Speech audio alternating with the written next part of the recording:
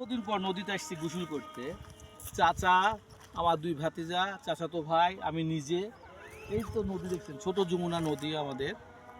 গোসল করব তো জায়গায় আমরা সেটেল করতে পারছি না। আমরা গোসলটা করব কোন জায়গায় দেখেন। এখন আমরা এই ক্রমে সামনের দিকে আগাচ্ছি। তো ঘাটে একটা ঘাট পেলাম, সে ঘাটে নামবো। তো ভাতিজাদের পছন্দ হচ্ছে না, এই যে বাচ্চারা দাঁড়া আছে, ওটা ওই যে বাচ্চারা পার হচ্ছে একদল, ওখানে সে নামবে না, সে লজ্জা পাচ্ছে। এখন আমরা আর একটা ঘাটে যাচ্ছি, এই ধার দিয়ে নদীর ধার দিয়ে যাচ্ছি। বহুদিন পর আমরা এই আসলাম নদীতে, তখন ওরা সব ছোট ছোট। ধরেন যে প্রায় 15 বছর পর আজকে নদীতে এসেছি গোসল করতে। আর এই নদীতে গোসল করার উদ্দেশ্যে রাজশাহী থেকে আমরা প্ল্যান প্রোগ্রাম করে এসেছি।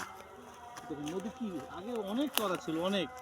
আর এই নদী যখন বর্ষার সময় হয়, তো এটা পানিতে থই থই, এই পানি থেকেও উপরে চলে যায়। এই যে গমগুলো দেখছেন না, এই গমগুলো পানিতে ডুবে যায় বর্ষার সিজনে।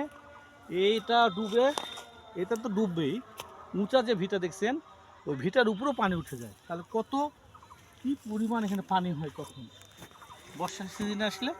এটা সম্পূর্ণ ডুবে, ওটা সরে ওই লোক যাচ্ছে, ওই শেষ মাথাতে পানি যায়। তখন কি পরিমাণে পানি আসে। এই নদীটা অনেক গভীর এবং বড় বড় মাছ হয়, বড় বড় মাছ হয় এই নদীতে।